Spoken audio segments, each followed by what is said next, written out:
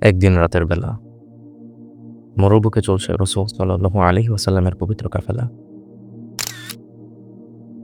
রাসূলুল্লাহ সাল্লাল্লাহু আলাইহি ওয়াসাল্লাম সফরে বের হয়েছেন। বসে আছেন তার উটের পিঠে।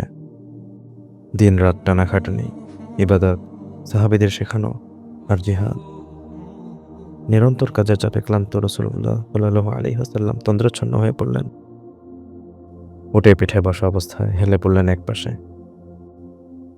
ব্যাপারটা চোখে পড়ল সাহাবী আবু কাতাদা আল আনসারী রাদিয়াল্লাহু আনহুর। তিনি দ্রুত এগিয়ে এসে আলতোভাবে ধরলেন রাসূলুল্লাহ সাল্লাল্লাহু আলাইহি ওয়াসাল্লামকে। তবে খেয়াল রাখলেন রাসূল সাল্লাল্লাহু আলাইহি ওয়াসাল্লামের যেন ঘুম না ভাঙে।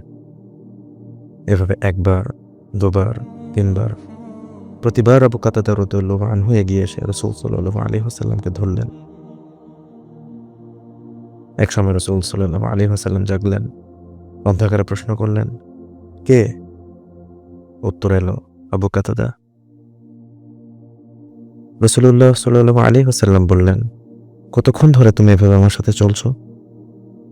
আবু কাতাদা রাদিয়াল্লাহু আনহু বললেন, "আমি এভাবে আপনার সাথে আছি মধ্যরাত থেকে।" রাসূলুল্লাহ সাল্লাল্লাহু আলাইহি ওয়াসাল্লাম বললেন, "আল্লাহ তোমাকে হেফাজত করুন, যেভাবে তুমি তার রাসূলের হেফাজত করেছ।"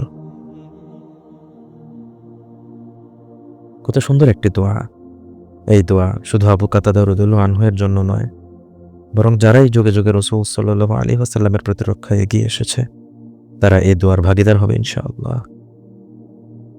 আজ ইসলামের শত্রুরা তাদের সব আক্রমণের টার্গেট বানিয়েছে নবীজি সাল্লাল্লাহু আলাইহি ওয়াসাল্লামের পবিত্র সুন্নাহকে। আজ অসংখ্য মিডিয়া, নিত্য নতুন গজিয়ে ওঠা প্ল্যাটফর্ম। আজ জনপ্রিয় হওয়া যেন খুব সোজা।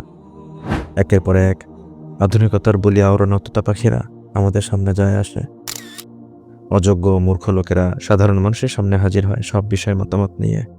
এদের অধিকাংশের উদ্দেশ্য থাকে রাসূল সাল্লাল্লাহু আলাইহি ওয়াসাল্লামের পবিত্র আদর্শের বিরুদ্ধে লড়াই করা, নবীজি সাল্লাল্লাহু আলাইহি ওয়াসাল্লামের সুন্নাহকে তুচ্ছ-তাচ্ছিল্য করা, ব্যাকডেটেড তথা পশ্চাৎপদ হিসেবে তুলে ধরা।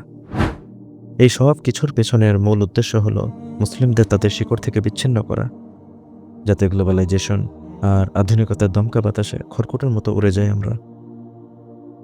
এদের মোকাবিলা কারা করবে? কারা করছে? হে ইলম অন্বেষণকারী, যিনি নবীজি সাল্লাল্লাহু আলাইহি ওয়াসাল্লামের সুন্নাহর সমর্থনের জন্য নিজের সময় ও শ্রম ব্যয় করছেন ইলম অর্জনে, সুসংবাদ গ্রহণ করুন। যদি আপনার নিয়ত সহি হয়, তাহলে ইনশাআল্লাহ আপনি এই দুয়ার অন্তর্ভুক্ত। আল্লাহ আপনাকে হেফাজত করুন, যেভাবে আপনি তার রাসূলের হেফাজত করেছেন।